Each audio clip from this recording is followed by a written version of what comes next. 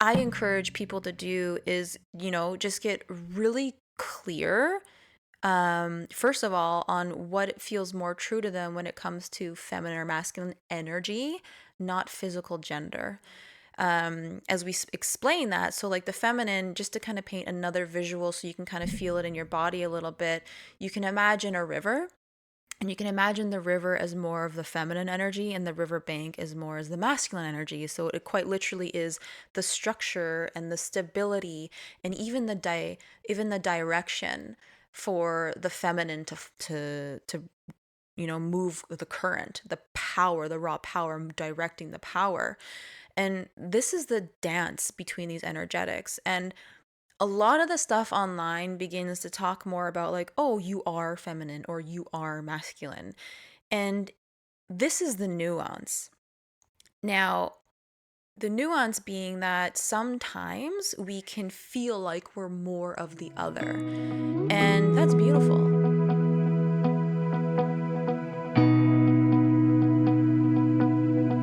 So, today we're going to talk a lot about the divine feminine and the divine masculine. I know we've been touching on it here and there in other episodes, so we felt really called to just go a layer deep, well, quite a few layers deeper into a lot of these teachings because we found online specifically, we've seen just so much bullshit that is out there, for lack of a better word, that quite frankly is causing a lot of harm and confusion and dogmatic regurgitation that, just is really harmful for people in their real life and in their relationships. For me personally, what I'm seeing online is just a lot of regurgitation of teachings that are really, really beautiful and incredibly supportive for our sexuality, for attraction, for relationships, and just, being a fully functioning human. But the way a lot of these teachings are being regurgitated is, from what I'm noticing anyways, is that people are just spewing out religious concepts and jargon that haven't actually allowed time for a gnosis and metabolization in the body from actual experience in their relationships. So it becomes incredibly disconnected from the heart, and it is very much related just in the mind through concepts and philosophy, which is actually really harmful in your day-to-day. Yeah, so I first started learning about the whole like feminine masculine dynamics. I'd never heard of it, had never looked into it, but I came across it on social media. And a lot of what you will see and a lot of what I saw was just like this: be more masculine, be more masculine, be more masculine, or the be more feminine, constantly like over and over again. And so you, as someone who is, healing and looking, kind of searching for something, you start, okay, cool. So you start to go with it. And what I found was I found myself trying to fit myself into a box of like what these teachings are telling you to be like or what they're telling you to act like. And that's because they don't take into account, or very few of them anyways take into account, like that we have both energies. It's always just men need to be masculine and women need to be feminine, and you have to act, in this way if you're a woman to, be feminine and to get a man to be attracted to you. And if you're a man, you have to act in this way, or like no women will be attracted to you and you're not a real man, and like all of these things that just get really confusing once you get into it. And it just doesn't feel good. Like I remember reading about this and like trying to, like I said, fit myself into that, like that little box, and just being like, this doesn't work. This doesn't feel good, and it doesn't feel true to me. So that's kind of how I came across that realization where I was like, something isn't right here. Yeah, so I was doing some little bit of digging online before I came here today, and I was just like coming across these posts that I've seen before. And one of them I'm going to bring up and I want to read it. It just kind of makes me laugh because it's like 13 ways that you can tell if a woman is in her healthy feminine. So I'm going to read them to you. Not all of them. I'm just going to read my favorites. She brought receipts, everybody. And this was like So we've been actually been talking about feminine masculine energy for a while, and obviously we brought it up in previous episodes here and there, little sprinkles. And like the biggest incentive is, yeah, a lot of people go to these teachings because they're going into spirituality looking for escape, looking for a way to feel better about themselves, feel better about the relationship, maybe look for a different type of mold that will support the relationship. And the biggest reason why is, because as younger kids, we weren't given those healthy, mature mother, father figures in our life of what a beautiful relationship could look like. So, of course, we're going to lean on beautiful teachings like Define Feminine and Masculine to create these new relational dynamics that we were never given a healthy imprint. So the danger of this, though, is leaning into a lot of teachings that are quite frankly dangerous in the way that they're taught. Because again, I'm just going to keep saying this, they're not given the proper metabolism to experience in their life, and it's just regurgitated through teachings and like off of a piece of paper and a scripture, maybe like wherever it's coming from, and really disconnected from the heart. So the damage is that people are blindly following these teachings because they don't have their own imprint within. And we'll go a lot deeper into that, but I definitely want to see the receipts that you got so that we can, maybe help someone out there. Yeah, totally. Okay, so I'm not going to read them all, but I'm just going to read the ones that I kind of really question.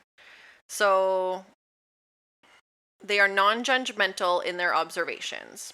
Nothing really wrong with that, right? Not coming from a place of non-judgment is totally like normal. Hold on. They are secure and connected to their choices. They are truthful in their needs. They are able to set healthy boundaries without shame. They are gentle yet firm in their expression of nurturance. So like when you read them, they sound really good, and like they don't sound like there's anything wrong with that. The thing that kind of gets me and where I have like an issue with it is like you can never be 100% all these things all the time, right? So just because like maybe at one point you can't be truthful in your needs because maybe there's something there. Maybe there's something that's like blocking you. Maybe there's something that needs to be healed. I don't necessarily think that means you're not in your healthy feminine. Like you're not a healthy feminine woman because maybe at one point you kind of like fell off the wagon and you really struggled for like a period of time. Same with like maybe you had a problem like setting boundaries at one point, or maybe you did get really good at setting boundaries and then you struggled in an area, right? So it's very black and white to me, and it almost comes across as like a spiritual bypass, right? Like if I am 100% all of these things all of the time, I'm completely in balance, everything's good. I think it's bullshit. I don't think it's real. And I don't think it's possible to be 100% in that frame like all the time. And I also don't think that like if you fall out of that, that means you're not like in your healthy feminine. Yeah, I'll share. Maybe this will help demystify where they're coming from for everyone listening. So I agree with you. So like there isn't really room for being human. Like there is not any room for, you drop the ball, I'm having a bad day because XYZ. Like there's not a lot of room for grace. Like there really isn't. And within like when you go on a self-development path and you are striving to create like the ideal relationship or just like be the best you can be every single day, like having some kind of vision and like framework to be like your highest self, 1,000% I agree with that. That's something that I kind of do within my own self. I'm like is this what I would do, like the version of me that I'm wanting to be, like the one that I'm becoming, 5 years from now or whatever it was, whoever it is I'm desiring to become, my future self, if you will, higher self, if you will. Is that something that they would do? Is that a decision that they would make? And that's kind of how I personally kind of like course correct or like yeah, pull myself out of my shit in a way. But yeah, no, like a lot of these teachings like that, to me, I just find them incredibly general and incredibly vague. And yes, also there is like a way of like kind of like shaming people in a sense. Like there definitely is a layer of that. I do think that it is all on how you read it. but I know specifically where this post is coming from. It's really funny reading this stuff because once you actually understand the foundations of what quote unquote masculine is and quote unquote feminine is, you start reading stuff like that, you're like, that's you're no, you're kind of missing the point here. So, just for anyone listening, some really basic things with divine feminine and divine masculine. Like, first of all, when we say divine feminine and divine masculine, like you can resonate with it or not. I don't really fully resonate with it. Like when I remember first hearing that, I'm just like, what? What is happening? I feel like I've heard it too much, and now I'm just like, I can't listen to this anymore. Yeah, like it's so gimmicky. It is, yeah. Like, yeah, I don't know. I personally view it all as just divine in itself. Like I find everything really, really beautiful, and like I'm in awe with life and that like the miracle that life is. And to say that it's like divine masculine or divine feminine, it just, if you're just being masculine or being feminine, it's like, well, then what is that? Like it's just average. Like You're not divine. yeah, like what? Like, and I know, like, I understand, like, there's like shadow masculine and shadow feminine. Like, these are like, there's so many aspects to this. I just want to share that. But I do understand there's a shadow side to all this stuff. So, like, you can say toxic, which I don't even like using that word, but I would say shadow in that respect. But so, yeah, I understand where it's all coming from, but it's just because it's been so overplayed saying I just can't even say it anymore. Anyways, this is just me being real, guys. But to kind of go with some of the points that this specific slide was saying, like the clear aspects when you think about masculine versus feminine. So masculine would be considered the structure, like the framework, and it would actually quite literally be the boundary that's placed and the boundary holder. So when I'm hearing that one point of saying setting healthy boundaries, like that's actually being in your masculine. So I'm like, okay. And then for the feminine side, like it doesn't mean she doesn't have boundaries or anything like that, but this is why we're going to obviously get into this a lot deeper. This is why we say you can't be 100% of the other, because if you are 100% feminine, then you actually don't have boundaries. And this is why the feminine aspect, this energetic, is all about surrender and invitation and welcoming and opening, like, and eros and pleasure. Like that is all the feminine. So there isn't quite, like, if we're looking at clear feminine energy, like boundaries really isn't quite necessarily a part of it. And if you were a human like that, could you imagine the danger that that would have for you? You actually need to be in your masculine to hold healthy boundaries. Yeah. And protect yourself from like toxic people, or protect Exactly. yourself from, situations you don't want to be in, like whatever it is. Yeah, you need to have those, like you said, boundaries and guidelines and even values within yourself that you're like, this is what I abide by, kind of thing. Yeah. So yeah, it just wouldn't. Yeah. Yeah, and then another point there, I think it's something about, what does it say, judgment, like not judgmental or something like that. Yeah, being non-judgmental. Yeah, non-judgmental. So actually judgment is a really beautiful thing to have. Discernment, judgment, same idea. Obviously, you're not going to go and project your judgment onto someone, but you will have a healthy level of discernment to, to choose and decide like, oh, this is for me or this is not for me. That is also a masculine trait. Judgment, discernment, these are, quite literally masculine traits. Again, if you're not being discerning, let's say, for example, with your lover, choosing a lover, you're going to continue to choose unavailable men. You're going to continue to choose, men that don't have the highest beautiful intentions for you. So you need to have that healthy discernment, which is a healthy masculine trait. Yeah, one thing that I like that you brought up like right in the beginning was it just doesn't leave room for being human.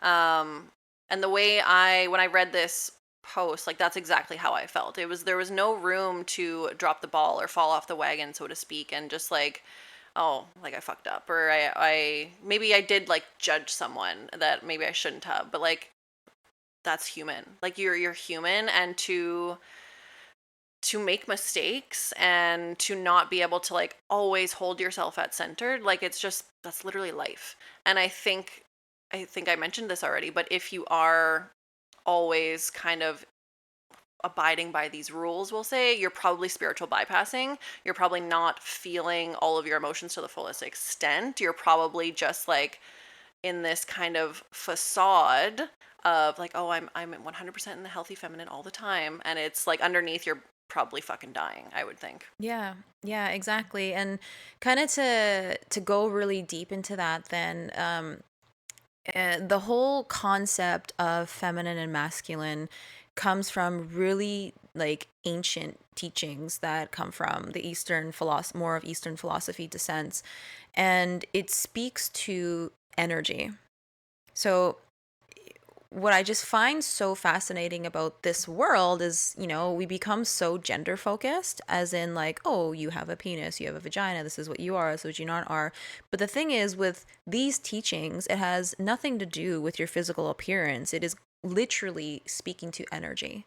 So we cannot have the conversation about feminine and masculine if we're talking sorry, we have to have it and be very clear that it has nothing to do with actual physical gender and has everything to do with just the energetics of everything. So we can't have that conversation without making that incredibly clear that we're talking about energetics. We're not talking about physical gender or identity.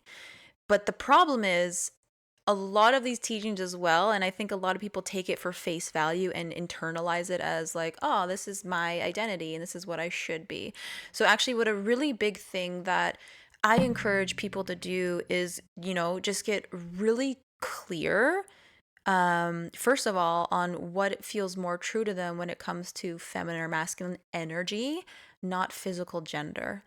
As we explain that, so like the feminine, just to kind of paint another visual so you can kind of feel it in your body a little bit, you can imagine a river, and you can imagine the river as more of the feminine energy and the river bank as more as the masculine energy. So it quite literally is the structure and the stability and even the direction for the feminine to move the current, the power, the raw power, directing the power. And this is the dance between these energetics. And a lot of the stuff online begins to talk more about, like, oh, you are feminine or you are masculine. And this is the nuance. Now, the nuance being that sometimes we can feel like we're more of the other. And that's beautiful because if we go really, really granular with hormones and like how we do end up showing in our world and generalize a lot, you can actually see how women do portray more of a femininity, being that, they seem to be a bit more like flamboyant, and even just the way we talk. Like if you notice how we talk, it's more like we kind of like, okay, that was really weird. Do we talk like that? Like it's just something that I notice how girls, like, they kind of like, if you ever hear someone mocking, like especially a man, if you hear a man mock a woman, do you notice the tonality? It's like it's like very flowy the way they talk. Yeah. You know what I mean? Yeah. And if we were to mock a man, it would be more like this. You know what I mean? And this is just because we all kind of just pick it up. Like unconsciously we pick that up. So um because of like our hormones, specifically like estrogen, like it makes us behave in a certain way, and using different sides of our brains, like our left side, I believe, is the more creative and the more just the way that thinks, it gives us more of a diffuse awareness. So our awareness is quite literally more wide, the way we perceive and we feel. And then when you kind of lean more into this like masculine energetic, you start to use your right brain more, which is more analytical and more linear thinking and more problem solving and fixing. And that gives you more of a focused awareness. So it's like a bit more sharp and penetrative. So it quite literally molds us in that way. That's kind of a way that you can kind of like, I guess this is how I feel the energy, and I've really been able to go deeply within myself. But this is how you can feel um more general differences between men and women when it comes to the feminine and masculine energy. But it's not just because they're a man, it doesn't necessarily mean that they're going to be more masculine. We do have both. We have both sides of our brains. We need both sides of our brains. We have testosterone, we have estrogen, progesterone, like we have all these hormones inside of us. It's just ends up being more one of the other, right? And we can all kind of like intuitively feel, if we get really honest with ourselves, like, oh no, I'm like I actually use my right brain a little bit more. Or I actually do feel like I am a little bit more masculine, and that it has nothing to do with what our physical gender is. Um, but yeah, it's just something I like to like point out to people when I start to talk about this stuff, because it helps them kind of just really discern, using that healthy masculine, discern for themselves what feels more aligned and more true for them, rather than reading a fucking post that tells them what they should or shouldn't be or behave. Yeah, and I think lots of people, and I know this like personally, get caught in the trap of like shaming yourself for like using your masculine qualities. Like for me, for example, I am very like analytical. I like organization. I like schedules. I like that kind of stuff. And I remember when I first got into like these teachings and stuff, I liked lifting weights, for example, and I like kickboxing. But like if you're a feminine, you should be like going to yoga, right? Or I saw one woman post online that You like should be going to yoga. you know that's what it like that's what the very surface level understanding of these like teachings is, because yoga's flowy and it's more feminine and these things.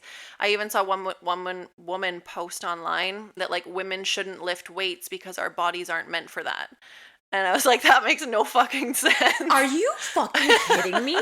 Like we're not meant for functional movement. Just like We're just supposed to let our muscles atrophy so we become older and more disabled faster? we just float around all day. We just like, God, yeah, okay. So like these are the things that you see online though. It's We just float. Oh my uh, god. And that we laugh, but there's actually people that believe this. I believed it. Like I got caught in this, right? And then I got caught in like the shaming myself for acting in ways that like were completely natural to me. Analytical, organization. I love kickboxing. That would be considered like a masculine thing, right?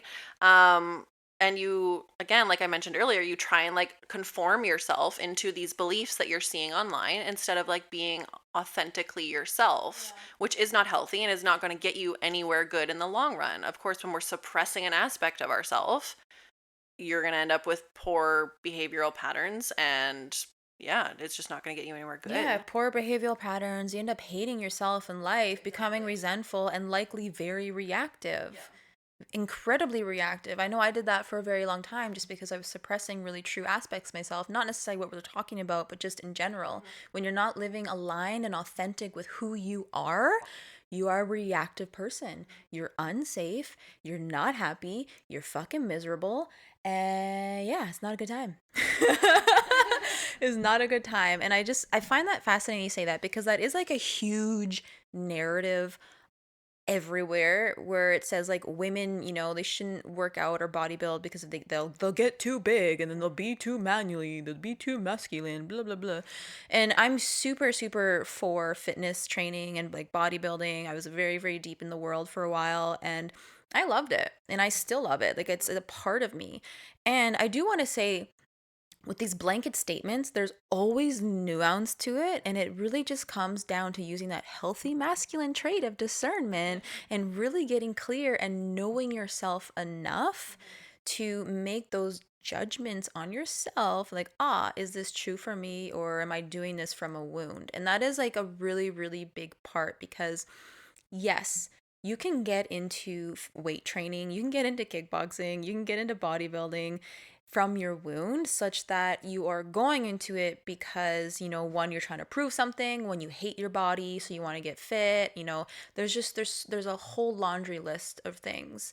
And I do want to be very transparent. Like the whole reason why I started going to the gym was at the end of a breakup, and he's like, you know what, I'm gonna show him, I'm gonna Revenge body. yeah, revenge body. How many people do that? Yeah. No, you start from the wound. And what was really beautiful, that because I wasn't going to the gym prior, what's really beautiful about fitness is that it does initially give your foot, like your taste, that taste of confidence. If you've never experienced setting goals and achieving goals, which is all healthy masculine, setting goals and achieving and doing the thing, and then also seeing the reward, the results, like, oh my god, my body's changing, I got a muscle, like, I'm getting stronger. Okay, that quite literally changes your body mind to be a more confident person. And depending on where you are at in your journey, again, you can continue on that whole wound thing and just like destroy your body and like do it really like sacrifice and just hate yourself and like there's so many pathways. Or it could be the beginning of something really beautiful and you're like, oh, okay, wow, now I'm tasting confidence, and maybe you can segue into something really beautiful. And that was my kind of story, like my journey anyways. Then it was just like the beginning of a lot of my self development and wanting to work on myself and build my confidence and heal and do all these other things. So that all began from my own masculine desire and choosing and judging on what I wanted to do. um the reason why I bring that up though is just because when it's coming from that wound for a lot of women, like it is, I've seen this and I actually still do see it in very closely in the circles that I hang out with. There is a lot of shields and armor and just shells, calluses, if you will, around the heart that put women more in that unhealthy shadow side of the feminine and shadow side of their masculine. So they are using, the gym and getting really buff and fit to feel like they are self-sufficient and stronger. I don't need no man. Like there are these really shadow sides of being in our masculine that will make us want to, like, just basically unafraid to let someone into our life and want to be incredibly protective of our own heart and push people out. So that is a shadow side of that can show up in that way. Mm. Yeah, you get like the, what is it, hyper masculine, I guess. You get like that, and you said the word shield, and I've seen a lot of this too, is talking about the masculine shield that like women hold. Um and yeah, when you get into that, like you're talking about the gym and I have to do everything on my own. I'm super independent. I don't need no man. It's like the, because, or in part anyway, because you're like holding that masculine shield, and you see a lot of posts online, and I keep bringing it back to online because I'm just seeing all these things, but Yeah, well, there's a lot of shit there's so online. much shit There's online. so much shit online, and I'm so here for it to Yeah. call it out. But it's quite often directed at women, saying that you need to drop your masculine shield, and like it's that easy, like it's just so easy to remove a lifetime or years of having to protect yourself, or of having to only be like, you're the only one that's there for yourself. You have to be independent. If you're not independent, you can't survive because maybe there is no one else there. So I think there's a missing layer that you're seeing online of like, oh, just drop your shield and just like feel safe. And you're just like, it's not that fucking easy. And it takes such deep work to be able to like cultivate safety in your own body to even be able to get to that point. And I think that's a huge thing that we're just like missing in our society. And we just kind of like stay at this surface level. And it's like, well, just drop that masculine shield. Like, what's the big deal? And it's like, well, it is kind of a fucking big deal.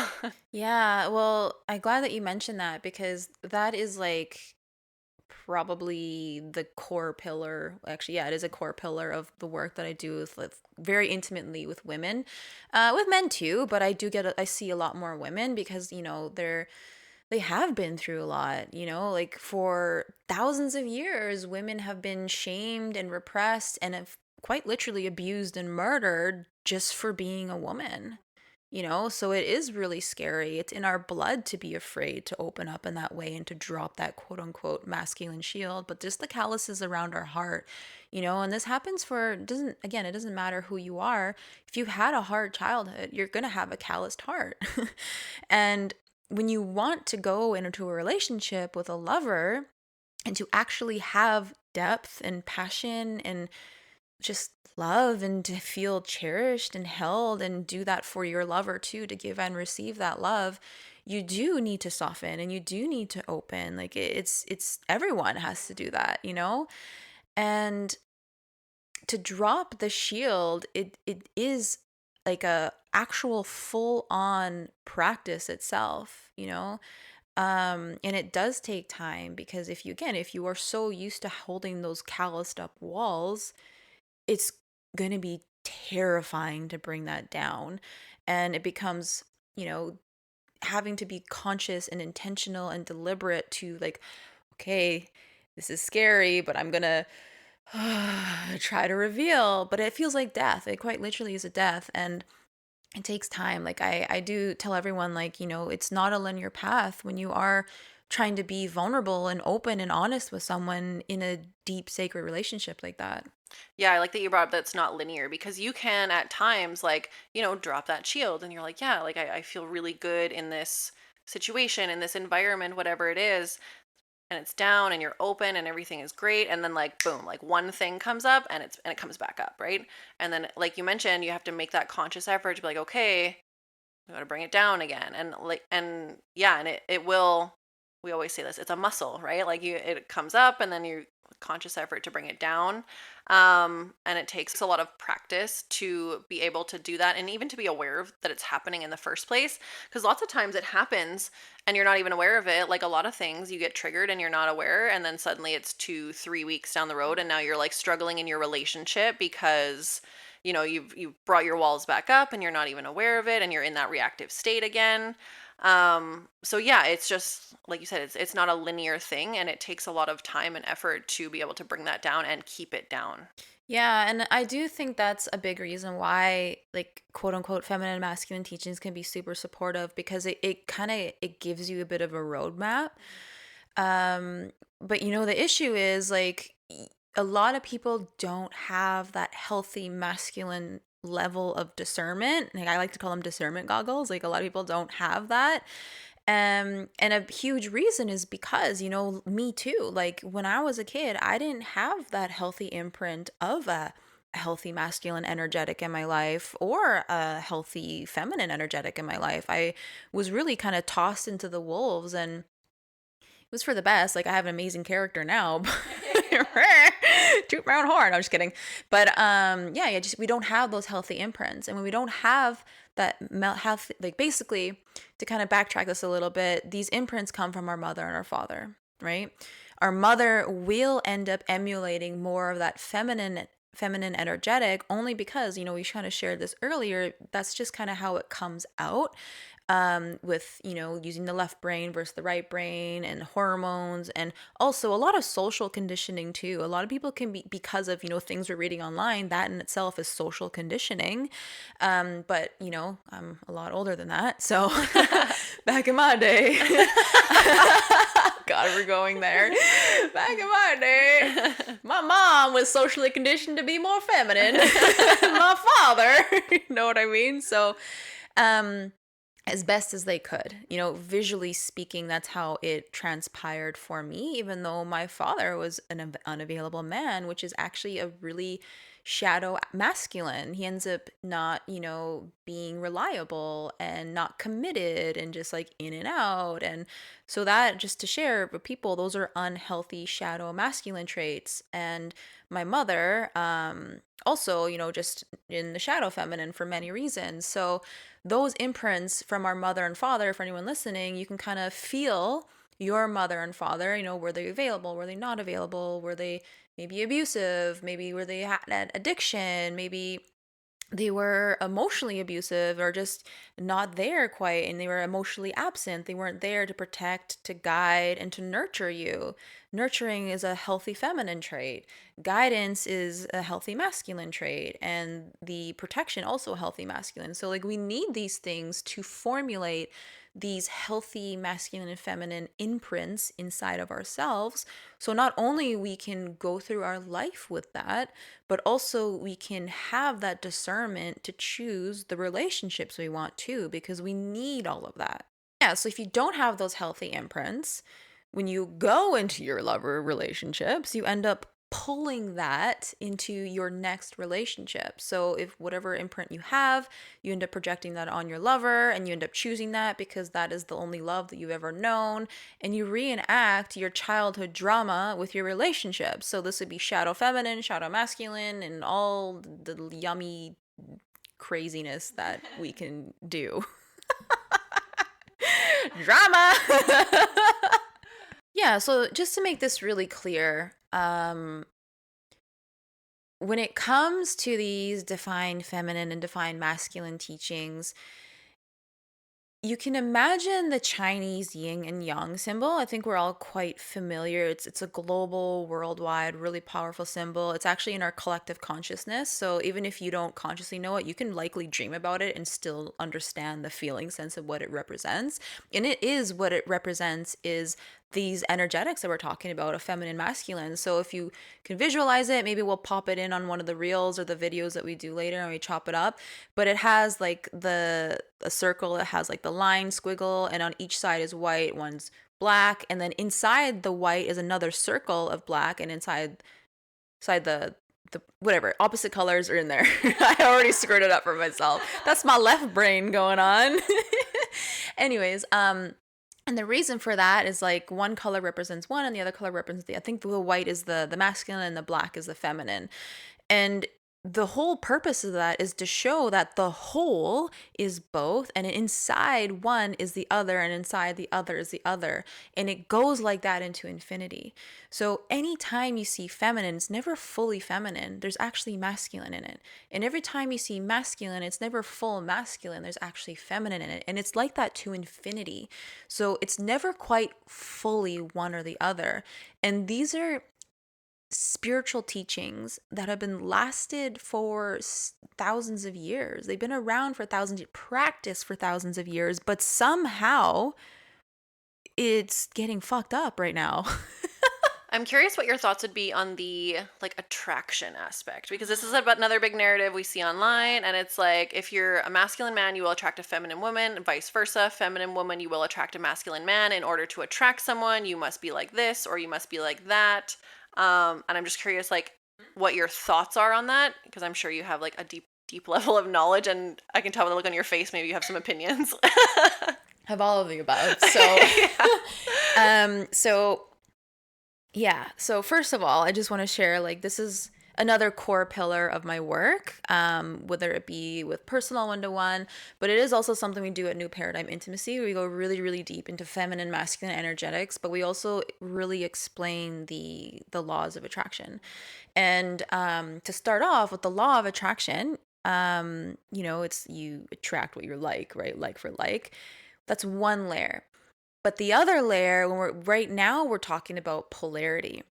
And so this is specifically, sexual desire is kind of what you're asking about. And when it comes to polarity, it's all about opposites, right? So the core teaching of feminine and masculine, yes, opposites attract. And again, you can kind of see it in this yin and yang where it's like they're always just there together.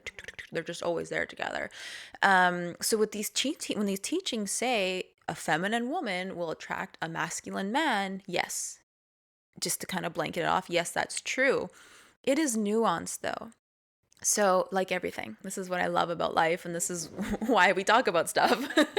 So, if you kind of imagine a relationship, you likely have experienced it, or you likely have seen it, where it's like in the beginning, the attraction is like hot and heavy, and everything is just works out. Sex is amazing. Everything's like good and wet and wild, da da da, right?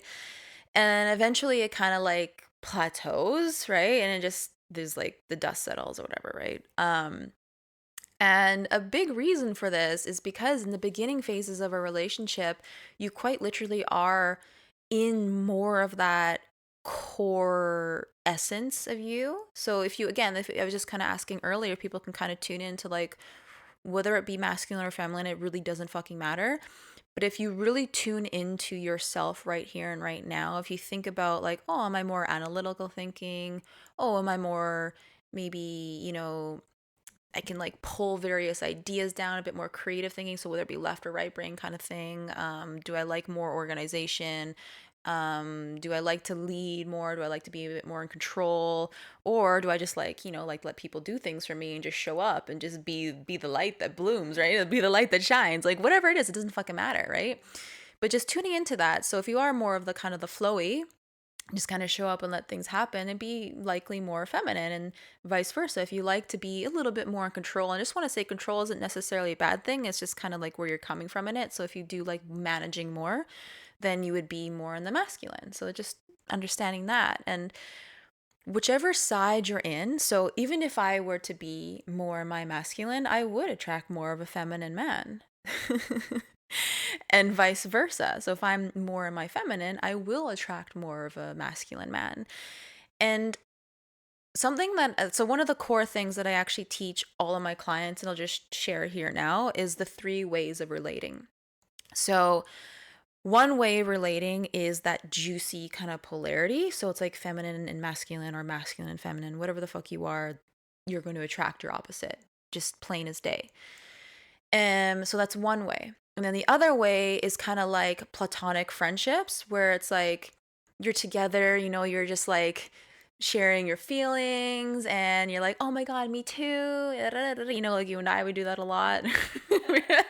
And that ends up being more just like this beautiful resonance, right? So it's like this best friend kind of resonance kind of state. And then the other one, it would be more, so that'd be like actually feminine and feminine. It's very, very feminine and feminine. And then the other way is like probably more if you're like at work and you guys are like, okay, you got to do this, I'm going to do this, da da da da. It's kind of like it's head to head. And that is very masculine, masculine. So there's always these 3 ways of relating. So we're either getting a little juicy, there's some polarity, and it doesn't necessarily have to be like sex. It's just erotic. There's just like that push and pull, and we've definitely had that before. I don't know if you ever tuned to it, but I can feel like I have that with a lot of my friends actually. And it's just like this erotic current that kind of moves through, and that's just because someone's holding the masculine pole and someone's holding the feminine pole, or vice versa. So there's these 3 ways of relating. And the reason why this is something that I find so powerful for people is because then you stop putting polarity on a fucking pedestal, and then you realize, like, oh, hold on. You're just in your masculine and I'm just in my feminine. And that's why I'm feeling a pull to you, right? If you can imagine, even as well, another reason why I find this super helpful, if you're a woman and you're single, or get this, if you're a woman and you're in a relationship and you go to the bar or you go to a party and there's this guy or girl, like whatever you're into, and there's someone that you're just like, oh, there's just something about them. Oh, they just really saw me. Oh, they just like there's just something about them. And rather than getting so fucking caught up on that and thinking like, oh my God, they're the one.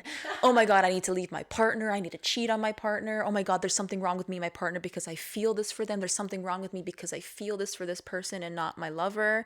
Rather than that, you can be like, oh, nah, like there's just attraction. There's just a little bit of polarity. And knowing that is so powerful. It's so helpful for relationships too, because when you lose it, you know why. Like it's not like, fuck, there's something wrong with me, my boyfriend, like we need to break up, or there's something wrong, you don't have to think that, like, oh no, I can just be in my feminine, or like, you can intentionally play with these poles, and it's energetic agility is what allows you to kind of move through these energies rather than putting polarity on the pedestal. And also just knowing, like, when you're sitting watching Netflix, that's not erotic. Is not hot. You are quite literally both in that feminine pole. You're just being like vegetable and just owning that and just letting, no, this is okay. This is just what we're doing right now. Or when you're both like fucking soupily just sharing all your emotions, like, oh, da, da, da, kind of like talking about your past or whatever, and you're not feeling anything for them, but you can understand, like, no, we're just in resonance right now. We're just both in our feminine, and that's cool. And you can intentionally flip that in a fucking second if you want to. So I'm just like absorbing and trying to understand everything right now because these teachings are like above my knowledge level. So I'm like learning it along with anyone listening. These are things that I teach like one-on-one people, but it is definitely a foundation that I feel like everyone really needs. Yeah. And what I am taking from this, and so I'll start with a narrative that we are seeing in society right now that is like, it has to be like the man has to be masculine, the woman has to be feminine. Yeah. But what you're saying is like you can say you're in a relationship, man, woman in a relationship, flip them back and forth, and it doesn't matter what your gender is, but you can like embody either one, and that it's not necessarily bad, like if you're a man, to be more feminine. and you may attract a woman that's more masculine, but like that's okay. Because what we're seeing in society is like, no, that's not okay. So this is what you're essentially what you've been saying, right? Yeah, and Yeah. like, do you feel how liberating that is? Yeah, it gives people the freedom to be like authentically themselves without trying to, like I said earlier, fit yourself into a box and conform to societal expectation. Exactly. And that I just think is like we talk about this at red flag city bitch. Like Red flag city bitch. we talk about this and it is just so true. Like when something just isn't like it's just not fitting, it's okay to question that. And again, like because just the way that we were raised, again, we didn't have those secure imprints of masculine or feminine. It's kind of just a little confused in our own body mind. So we are kind of figuring it out for ourselves. And there is another narrative of saying that men need to be more masculine because that's the way God created you. But there is also another narrative indoctrinating people into religious jargon, like into some sort of religion. And it's not that I don't believe in that. Like I do feel like just by feeling within my own body and understanding that, oh, like, I have a womb and I have a cervix, and the womb and the cervix itself is like these are incredible feminine portals just by the way they're made. Like quite literally, I've said this before too, like it needs to get penetrated. Like that is like how It's the birds and the bees again. Oh my god, sorry guys. This is my brain. I'm sorry. But that it is an energetic for receiving. That receiving is another feminine energetic. So yeah, like there is a lot of, if you go really, really deep into these teachings, if you really want to go down that rabbit hole, a lot of it does come from that. But there does come a point where if you're so focused on biology, you are leaving out the human, right? And again, there's nothing wrong with that. Like if that's how you want to roll, like I'm very much into biology. I'm so in love with my cervix and my womb. Like Love my vagina. I love my vagina. I love it so much. It is power. And I say that for all women, but again, just using your goggles of discernment. Yeah, one thing to kind of switch gears I want to ask you about is the concept of like surrendering. Because I've seen this concept online, and anytime that I had read it, I don't know, maybe a year, 2 years ago, it really triggered something in me, right? It was like you need to surrender to the man, you need to surrender to your partner, and that version of me would have been like, "Fuck that!" Like, no, right? Because maybe it's like the masculine shield thing or something. It is, but Okay, keep going. yeah. So there you go. So I'm curious, like, what does that actually look like? What does like surrendering to the masculine in a healthy dynamic look like? What is right? Yeah, that's really a beautiful question, and I don't know how to answer it in a clear way, but what I can speak to is kind of what it feels like in the body. I can add more onto that to give you more context if you want. Okay. So like when I see these things online, what that looks like to me is just allowing someone to control you, to allow someone to make the decisions for you, to allow someone to control the direction of your life. Even if you have like, you're like, oh, well, I've got my own dreams and my own goals and things like that. But the narrative to me at that time looked a lot like surrender to your husband and let him lead your life and let him make all the decisions, and you just like passively go along with it. That's what it brought up in me, which was obviously a wound that was in me at the time. So I'm just curious, like I said, what surrendering in like a healthy dynamic would look like. Okay, yeah, let me see how I can answer that. So, yeah, this has been a bit of a journey for me too, because again, like you have to really go deeply into your own imprints of what feminine and masculine is. And another, I guess, shadow side of the feminine is being passive, like just full out passivity. And how I actually like to relate to this, aside from going inward, another way to kind of like give a really tangible way to look at it is in BDSM. All right, we're gonna go there today. And when you look at like the dom submissive relationship, if you actually understand it and if you've actually participated in it, the submissive has full control at any moment of the role play, right? Any moment of the scene. And that's because at any moment they can say the safe word and it's over. Mhm. And in prior to this scene, they've negotiated. They've negotiated, hey, I'm gonna be the dom, you're gonna be the sub. This is the scene that I want. Yeah, I want you to do XYZ to me. Okay, da da da da. And then they go for it. Right? So there's full control to both people. If in there's arguably that the sub has most. So there never is really like this, oh my god, you take everything, you do it all for me. That's never a thing. And Mhm. there's just the mutual agreement in the beginning. And I love that as an example because a relationship is the same way. Especially if you do want to play more in the traditional sense of one is embodying more feminine and one is embodying more masculine. And usually, being more traditional, it would be the man being masculine and the woman being feminine.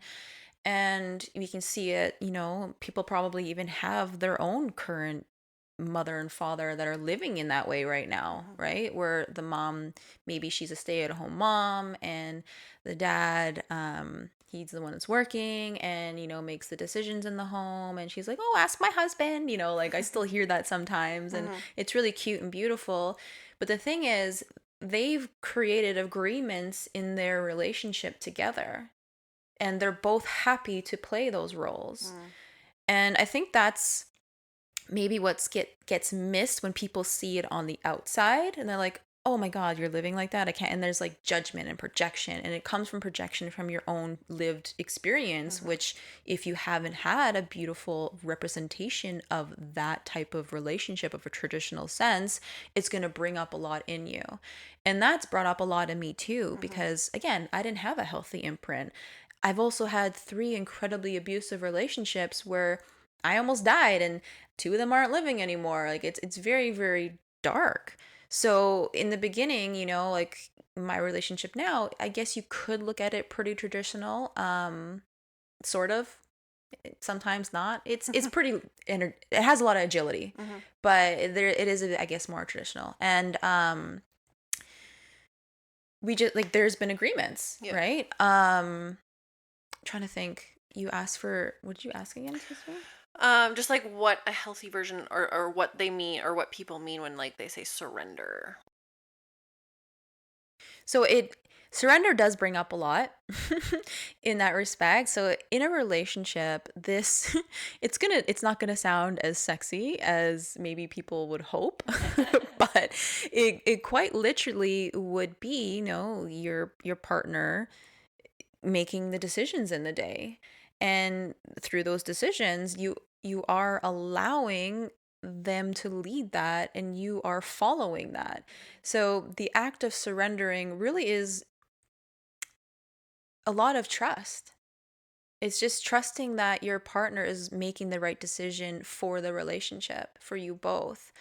And trust also can just bring it, well, trust and surrender are kind of synonymous, but the trusting aspect is something that, when you're in a relationship, you have to learn to have. If you don't have trust in your relationship, it's going to be really hard to open up to them.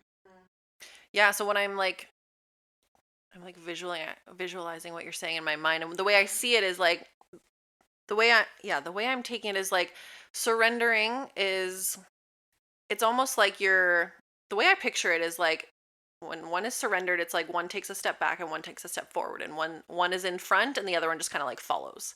But what I'm kind of getting from what you're saying is it's more of like an agreement, meaning like you're in it like side by side, but you've just agreed that like this is the way it's going to be. It's not necessarily like a control dynamic, um where one is like taking a lesser role in the relationship almost, if that makes sense. Yeah, and that will be another nuance. Like there is no lesser role. Mhm. Mhm. Like it is very much synergy. Like one of them can't function without the other. Like another way to feel into this would be that even though, one of them does take more of like the leader Mhm.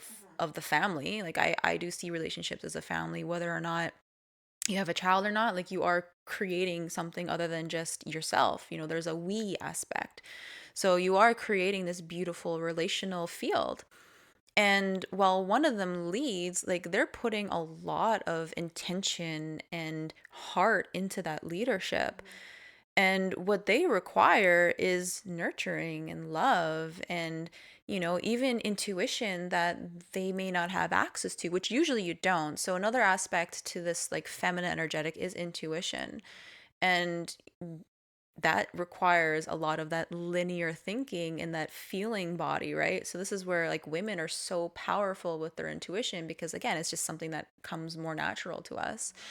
So when you have someone in that leadership role, that healthy masculine, having someone by their side that they can consult in when they need feedback or guidance that, kind of like the rear view mirror, having that co-pilot, if you will, that is so needed and necessary. And that happens all the time.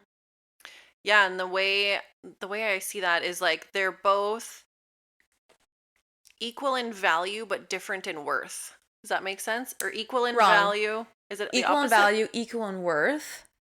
Equal in value, equal in worth, different They're just in different. roles or something like that. Yeah, they're just Yeah. different roles. Yeah. Exactly. Yeah. So you can, another way to look at it, and I hear this popular analogy actually where one's in the driver's seat and one's the passenger seat. And it's so funny too. If you actually like, you look at a lot of like older traditional couples, it's usually like the man that's driving and Yeah. then it just naturally kind of happens like that. And it's funny because that more masculine and the one that is holding more of that masculine pull, they like to be in the driver's seat because it is a form of control. And then you'll hear the co-pilot, "Oh, slow down, honey. You're driving too fast." And it's so funny, but that is quite literally a pretty archaic way to look at that dynamic. But it's one that we can all visually see and see the dynamic play out. But yeah, so like the feminine would be very much like the stop and go sign, the brakes. Like, hey, slow down, you're freaking me out. Another aspect that I remember seeing that like again like triggered something in me when I was first learning about these things was like this aspect of control, and that control was bad. If anyone had control, that was bad. They can't have control over you. Nobody should have control over your life, like nothing like that. And I think that's probably really common for a lot of women to not, of course, like want to feel like you're being controlled, right? So, of course, there's a difference between control in like having control of the car like you were just sharing, or and then it moves into like a really unhealthy level of control. So I'm curious what your thoughts are on like we've been talking about like the masculine has control, so what does that look like in like a healthy versus like unhealthy dynamic? Yeah, so I want to clear up the control aspect real quick. So I may have misspoke something earlier. I can't remember what I said about it, but um, control is more of a shadow aspect. Because if you think about it, like anytime we're trying to control a situation, what happens? It's not a good time. I know that. So even when it comes to like a healthy masculine, it's not necessarily control. There is managing the situation. And what's really beautiful about the masculine is that they're very much prone to problem solving. So there is like this management aspect and achievement and goals. These are all healthy masculine. Even aggression is a healthy masculine. If you think about like a horse that has to go through bushes or like go through the mud, they actually need a healthy level of like aggression. They flare their nostrils, they move kind of hard. That is a healthy masculine movement, moving forward. So like a forward penetrative direction. Think about lovemaking. The man penetrates with his cock, right? Same idea. So just really, really basic things. And so anytime there's control, it does move into the unhealthy masculine aspect. You think about it, anytime we have control, love and pleasure, it kind of goes away, right? Anytime my experience. So it's not that, the man has control over everything. It's kind of going back to that BDSM dynamic where the submissive, aka the feminine energetic, has given power to. So, and it's not power over. It's just like, okay, the power of our relational field, I'm giving it to you in this moment, even though they both still have incredible power, because at any moment, you can say, like, hey, I'm not okay with this. No, something doesn't feel right. I don't, I'm getting a vibe from that person. Like, these are things that women say all the time. And a man that's in his healthy masculine, meaning that he's in his heart, will listen to that. He'll take that in and he'll metabolize that, like, he'll use his discernment goggles as healthy masculine. And okay, am I going to go with this, or am I going to continue on, whatever the dynamic is? So, um, control is irrelevant. There is a relational field. Like, there's always this relational field. Everyone has their own power. One is just, providing more power to the other to lead the relational field, or lead the relationship. Yeah. I really liked when you said giving power to, but it's not power over. Yeah. Because, like, and I think that is a really good shift in wording and a shift in perspective from like control to like, I'm giving you this power. You don't have power over me, but I am giving you this Yeah. power. And think of how loving that is. And trusting. Yeah, it takes a lot of Trust. trust to be able to like It give does. someone that power in relationship Yeah. to lead it. Yeah. And for, if we stay kind of in this more traditional aspect where if the woman is in the feminine, she would need to have a healthy masculine of discernment to trust and choose to give that power to her partner and her lover, right? And if you are 100% feminine, you quite literally won't have that within yourself. So you will continuously choose partners that will abuse you, which I've done. So I'm speaking from experience. So you'll continue to choose unhealthy relationships, abusive partners, most likely, because what's really fascinating about this, again, if we go back to that core piece where we talked about polarity, where the feminine and masculine attract. Well, what's also really fascinating, if you are in your unhealthy feminine, so let's say you're someone that doesn't have any good boundaries and you are a bit more passive and you are incredibly trusting to anyone and anything, right? You will literally attract an unhealthy masculine man such that, he's overbearing, not overbearing, he's controlling and a little seedy and predatorial, and they kind of just come together. That's where you see these toxic dynamics, just like we all know, when you see that couple, like, I'm talking about that Yeah. couple there, Yeah. and you're like, fuck, they're made for each other. Yeah. And it is because they're playing that dynamic, right? It's never one person in the relationship. They do always, and I'm saying this from domestic abuse survivor. I always had a choice to leave actually they were 2 years each, and then actually 6 years. So, but the two that were really, really abusive, they were all 2 years each. Throughout those whole 2 years, I always had an option to leave. At one point, it was really scary to leave, but I still had a way out. Like, I could have, like, I still was very much able to. And when you don't leave, you enable this situation. Sadly, I have a lot of compassion for women in those situations, but you still need to make that choice. Thing that I see a lot online of is this concept of like the patriarchy. And you see it from like a feminist lens where it's like smash the patriarchy, or like the, toxic masculinity or things like that. And that's another confusing one for me too, because based on everything that we're talking about, like, you need this in society. You need rules, you need structure, you need organization in society. So the way I see it is like the patriarchy is not necessarily a bad thing. Just like you have a patriarch in the family, you also have a matriarch in the family. Neither one is a bad thing. I think it becomes bad, and what we're seeing in our society right now is like we've gone too far. We've gone so far to where like it's a hyper masculine society, where our society really only values like masculine traits and really devalues feminine traits. Would you say that's like accurate? Like, I'm curious what your view of like the whole patriarchy in society and the collective is. Yeah, no, thanks for asking. Yeah, so there's so much here. Like, this itself could be its own podcast, but just for simplicity's sake, what I want to really highlight is the development of, first of all, a singular human and like our own levels of consciousness. So there's different levels of consciousness. Anyone knows Ken Wilber? He's an amazing thought leader and philosopher, and he really highlights the different levels of consciousness. And I just want to paint it in more of like a visual, tangible sense where, we begin as young children.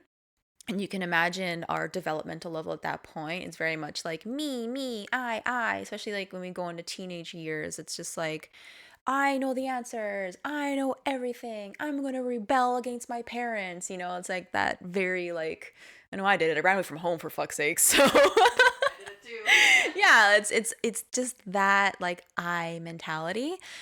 And as we grow, especially as we kind of self actualize and we look at our wounds and we see places where we've acted out of a wound versus acted out of our heart and start to live more heart centered and aligned and conscious, we start to develop our level of consciousness as well.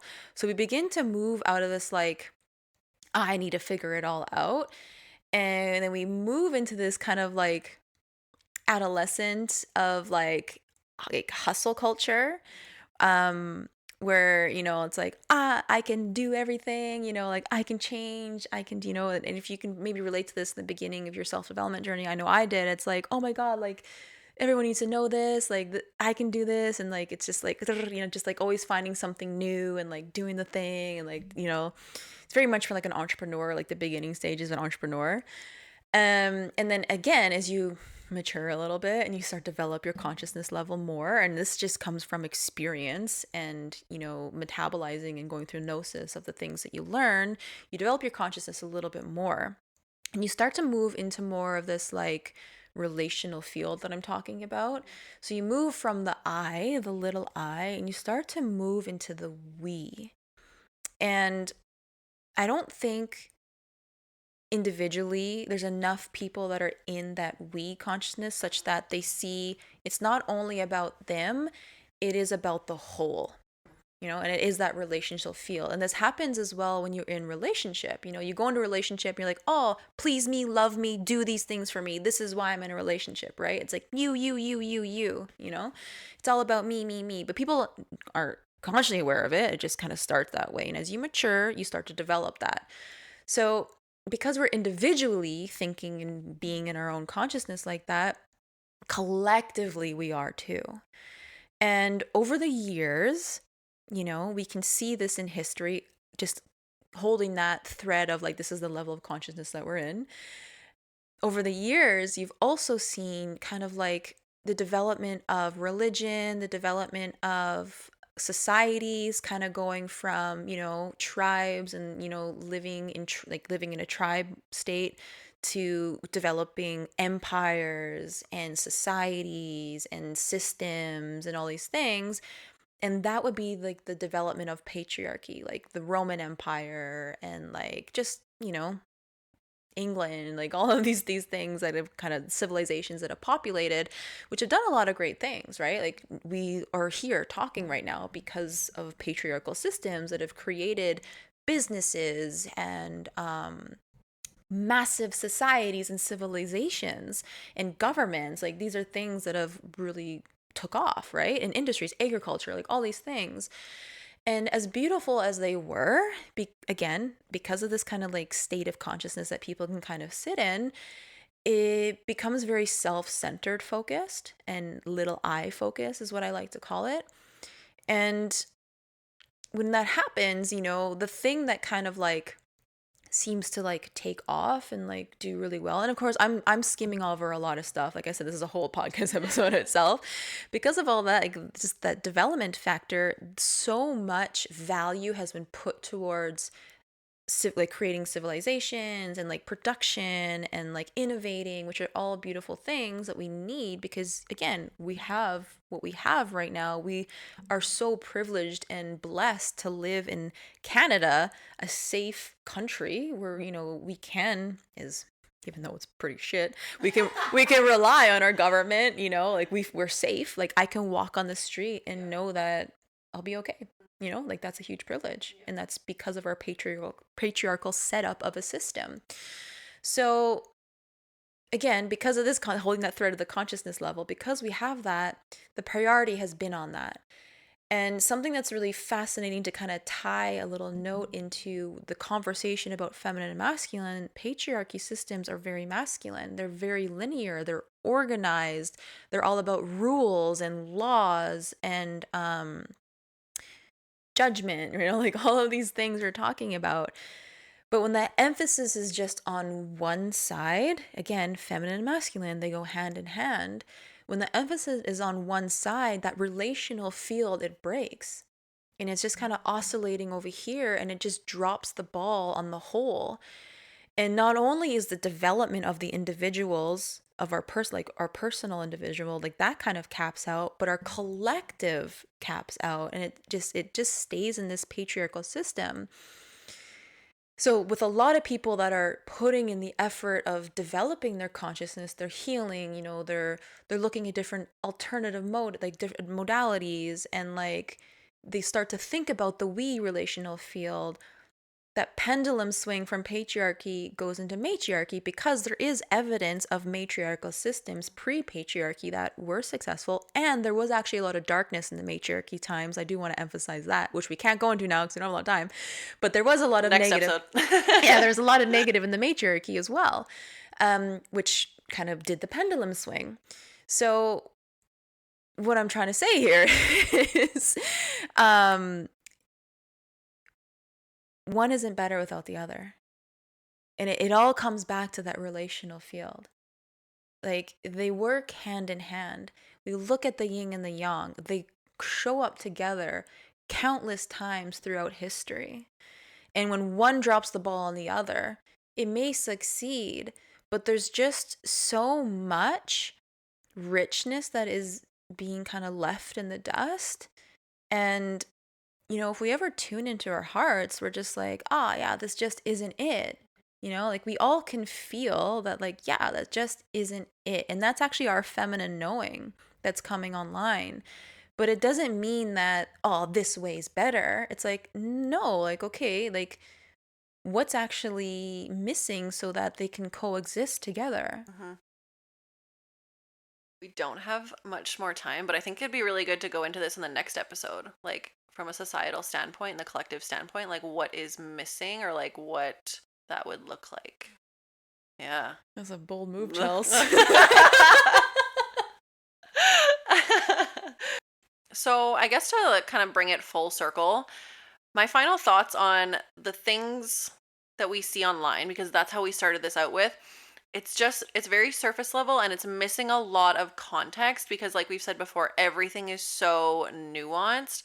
So, what I would tell people, and from my personal experience to take away from this, is just to use the masculine discernment. And when you're reading these things, and just understand that you're not getting the full picture. And I would also tell everyone to not try and conform yourself or fit yourself into the box of what these narratives online are telling you that you need to be, or telling you how to show up as. Yeah, yeah. And just kind of add to that then. Yeah, when you look at a lot of these posts, like it's all marketing, right? So it really is putting it in a pretty box to be marketed at the people that they believe that they're going to serve the most. However, just always have those goggles of discernment on.